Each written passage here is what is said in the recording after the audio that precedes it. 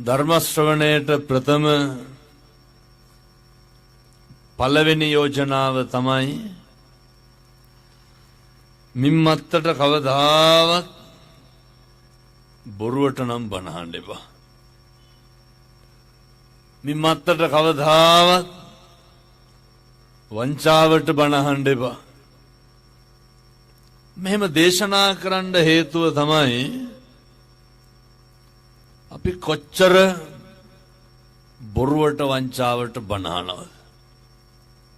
ඒ කියන්නේ දැන් මොකද්ද බොරුවටයි වංචාවටයි බණ අහනවා කියන්නේ? අහන හැම බණ පදයක් ගානෙම, ගෙවන හැම තප්පරයක් ගානෙම මොකක්ද හදවතට මනසට එන්න ඕනේ? එක වචනයක් ගානේ හිතෙන්න ඕන එකක් තමයි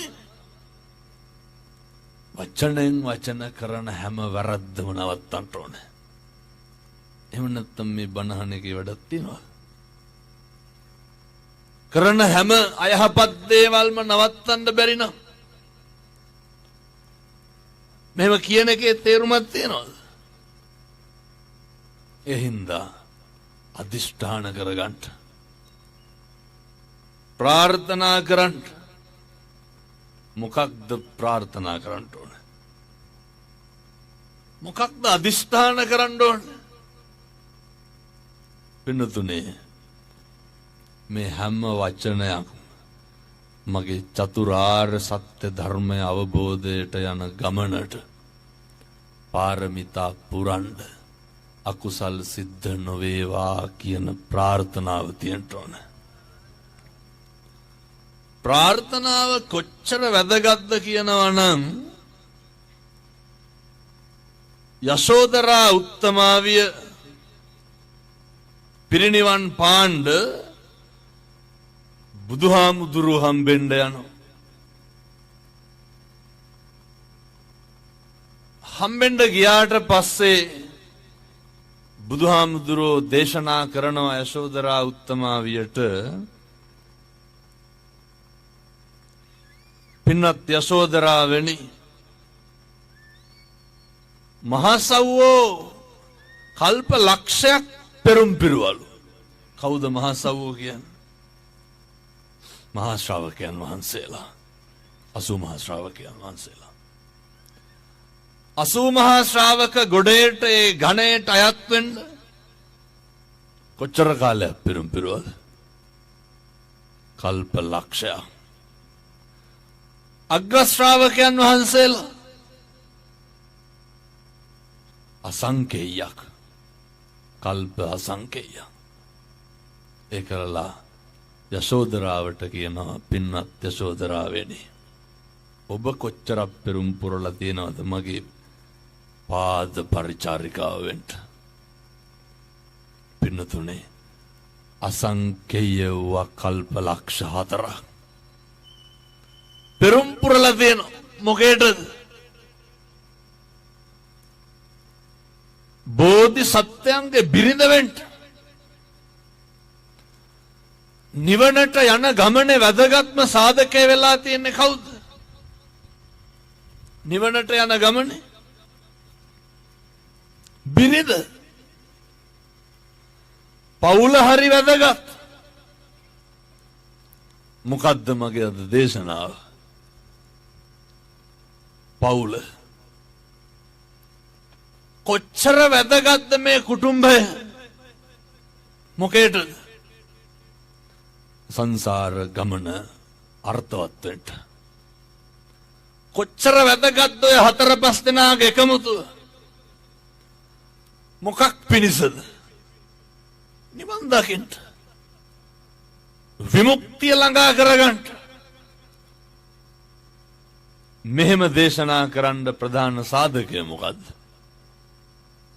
අග්‍ර ශ්‍රාවකයන් වහන්සේලා අසංකේයයක් කල්ප පෙරම් පුරනකොට, 80 මහා ශ්‍රාවකයන් වහන්සේලා කල්ප ලක්ෂයක් පෙරම් පුරනකොට, මුළු සංසාරෙම බෝධිසත්වයන්ගේ පාද පරිචාරිකාව වෙච්ච යශෝදරා කොච්චර පෙරම් පිරුවද? අසංකේය වූ කල්ප ලක්ෂ 4 බුදු වෙන්න පෙරුම් පෙරුවත් හරි බිරිඳ කවුද? යශෝදරා. කොච්චර වැදගත්ද පවුල? දැන් ඔය මේ අම්මලා පතනවද දැන් බැඳලා ඉන්න තාත්තලා මතු මත්තේටම හම්බයන් කියලා? මගේ දැන් ස්වාමියා නිවන් දකින්නකම් හම්බෙන්න ඕන කියලා. එහෙම ප්‍රාර්ථනා කරනවාද? ඉස්සුවාත පතනවනම් වෙන මොකේටවත් නෙමෙයි. මට දැනගන්න ඕන එච්චර මොකද්ද තියෙන ගුණය කියලා. ඇයි මං අනික් ඇත්තන්ට කියන්න එපා ඊට පස්සේ ඒක. මේ තාත්තලා පතනවද දැන් ඉන්න බිරිඳ මුළු සංසාරෙටම හම්බයන් කියලා? මේ අම්මලාගෙන් ඇහුවොත් එහෙම කියයි හාමුදුරනේ කරන්න දෙයක් නැතිකමට ඉන්නේ කියලා. අප්පිරිය වෙලා ඇත්තේ මොකද්ද? කසාදේ. කොහොමද නිවන් දකින්නේ? ගොඩ ගැහිලා තියෙන හැම ප්‍රශ්නයක්ම ගොඩ ගැහෙන්නේ මොකක් උඩද? කසාදේ උඩ නෙමෙයි. දැන් විඳිනවා නම් මොකක් හරි දුක. ඔය ඒකේ තියෙන හොඳ නරකත් එක්ක ඇති වෙච්ච නෙමෙයිද? මොකක්ද එහෙනම් සුභ කරගන්න ඕනේ? පවුල මතක තියාගන්න. ගෙදර 4-5 දෙනා එක්ක එකට බත් ටික කා ගන්න බැරි කොට අය කොහෙද ඔය ඇත්ත දකින්න නිවන්? මේ පැත්තේ කනවද හැන්දාවට අම්මයි තාත්තයි දරුවෝයි බත් එකට? මේ පැත්තේ වල බොනවද නැතුව ඇති මං හිතන්නේ. නෑ බොහෝ පැත්තේ වල බොනවා එකයි. ගම් වල කසිප්පු තියෙනවා හරියට මෙහෙ නැති වුණාට.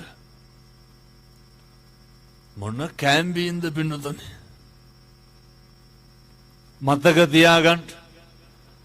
පවුලේ සමගිය එකමුතුකම නැතුව අර චෛත්‍යයට ගල් දෙන්න ගියා, මේකට ගල් දෙන්න ගියා, අර පූජාවට ගියා, මෙතන සිල් ගත්තා.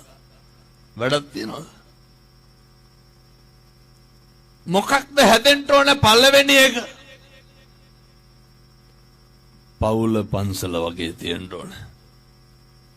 මේකට එක හේතුවක් තියෙනවා. නිවන් මඟ අහුරන ආවරණය කරන එකක් තමයි ව්‍යාපාදය. කාමච්ඡන්ද ව්‍යාපාද. ව්‍යාපාදය ඇතුලේ තියෙන ද්වේෂය, තරහ යන එක.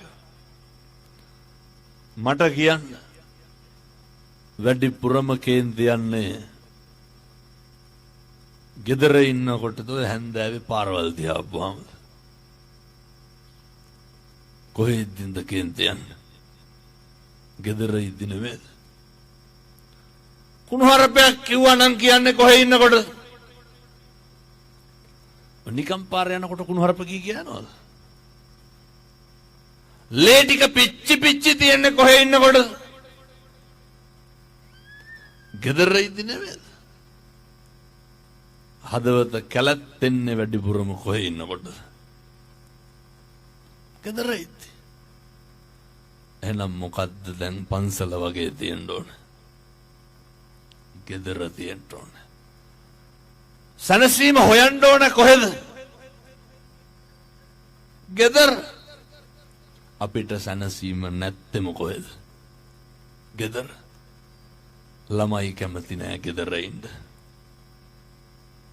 අම්මා තාත්තා කැමති නෑ සේරම එක්කව වෙලා ඉන්න.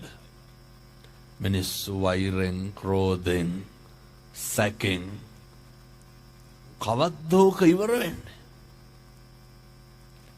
සනසීමක් තියෙනවද දැන් ඔය ඉන්න ගෙදර? ජීවිතේ එක ස්තරයක්වත් නැහැ. අපි හොඳයි මේක මෙහෙම වුණොත් හොඳයි කියලා අල්ලගත්ත කොතනද සනසීම තිබ්බේ? කොතන හරි එහෙම සනසීමක් හම්බුණාද ජීවිතේ? මොකක් හරි අපි ගත්ත තීරණයක් අපි ගන්නවා මෙතන හොඳ ඇති, මෙතන මේක කරගත්තාම හොඳයි කියලා කියන්නේ.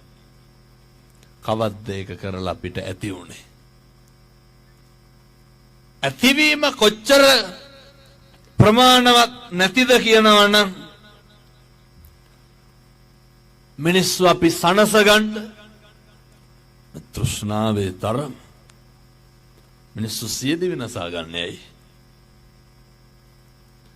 අපිව සනසගන්න කරන හැම එක්කින්ම සනසීම නැති වුණාම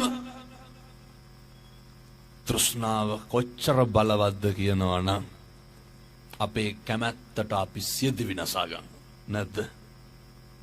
තෘෂ්ණාව අධික කැමැත්තක් ඇති වෙනවා.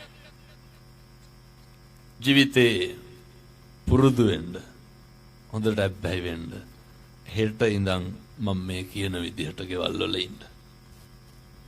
හෙට ඉඳන් මේ විදිහට කටයුතු කරන්න. මෙහෙම දේශනා කරන්න හේතුවක් තියෙනවා. දැන් ඔය මේ අම්මලා තාත්තලා හිතාගෙන ඉන්නේ ලබනාත්මේ කවුරු වෙලා උපදී කියලාද? එහෙම සැකයක්වත් නැද්ද? ඇත්තොගත් කටටම කියයි හාමුදුරුවනේ එහෙම නරක තැනක නම් උපදින්න හේතුවක් නැහැ, අපෙන් කාටවත් වැරද්දක් නම් වෙලා නැහැ කියලා. ජීවිතේ වැඩිපුරම වැරදි වෙන්නේ අනුන්ටද අපිටද? අපෙන් වැරදි වෙන්නේ කාටද? අනුන්ටද අපිටද? අපිට වැරදි වෙන්නේ. අපි අපිට තමයි වරද්ද ගන්න. ඒ හින්දා පළවෙනි යෝජනාව තමයි, හැබැයි ඉතින් ඔය හැන්දෑවේ කෙලලා ඉන්නවනම් මේවා කරන්න හරි අමාරුයි. පළවෙනි යෝජනාව ගෙවල් වල කුණුහරුප කියන එක නවත්තන්න. හදවතට තට්ටුවක් දැන් දාන්න ඕම ඉන්න ගම. දැන් ඔය ඉඳගෙන ඉන්න ගමන් හදවතට පොඩි තට්ටුවක් දාලා අහන්න. මම මේක කියන්න හේතුවකුත් තියෙනවා. මට කොළ දෙකක් තිබ්බනම් මෙතනත් ඒක අහන්න පුළුවන්. මං දේශනාවකින් අහනවා කොහෙන් හරි කසාදේ තෘප්තිමත්ද අතෘප්තිමත්ද කියලා. එතනින් හිටපු වැඩිම නම් 4 දෙනෙක් හරි 3 දෙනෙක් හරි ඉතුරු වෙන්න අනිත් සේරම ලියලා තිබ්බේ මොකද? විවාහය අතෘප්තිමත්. වෙනතුනේ 4 දෙනෙක් විතර තෘප්තිමත් කියලා ලියලා තිබ්බා. මම ගෙන්න ගත්ත 4 දෙනා බණ ඉවර වෙලා. ඇයි ඒ ගෙන්න ගත්තේ? ඇයි මං ඉතින් අර තෘප්තිමත් වෙන්න හේතු දැනගත්තොත් ලේසියිනේ අනිත් වෙනතුන්ට කියන්නේ. අහලා බලනකොට ඒ 4 දෙනාම බැඳලා මාස 3කට වැඩි නැහැ. අලුත බැඳපු සේරටම තෘප්තිමත්. පස්සේ ගෙන්න ගත්ත 3 දෙනෙක් විතර අතෘප්තිමත් වෙන්න හේතු. මම ඇහුවා ඇත්තටම කසාදේ කවද්ද අප්පිරිය වෙන්න ගත්තේ කියලා. අර මේ පැති වල බොන්න නැති හින්දා මේ ගැටලු නැතුව ඇති. නමුත් මම ඔය කියලා දානවා හොඳේ. ඔය එක අම්මා කෙනෙක් කියනවා හාමුදුරුවනේ කසාද බැඳලා ආවට පස්සේ ඉස්සරලම කුණුහරුපයක් කියලා බැනපු දවස තියෙනවනේ. මතකද මේ අම්මලාට?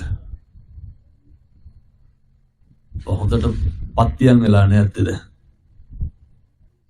පළවෙනි කුණුහරුපේ කියපු දවසේ අප්‍රිය වුණාලු.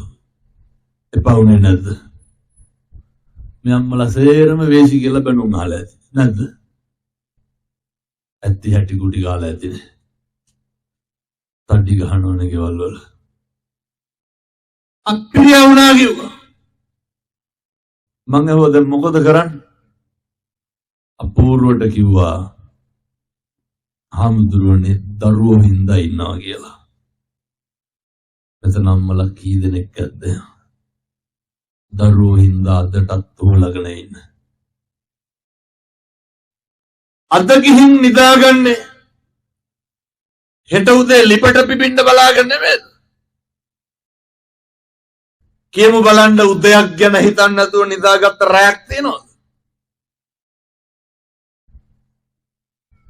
කවද්ද එහෙම සැපයක් තිබ්බේ?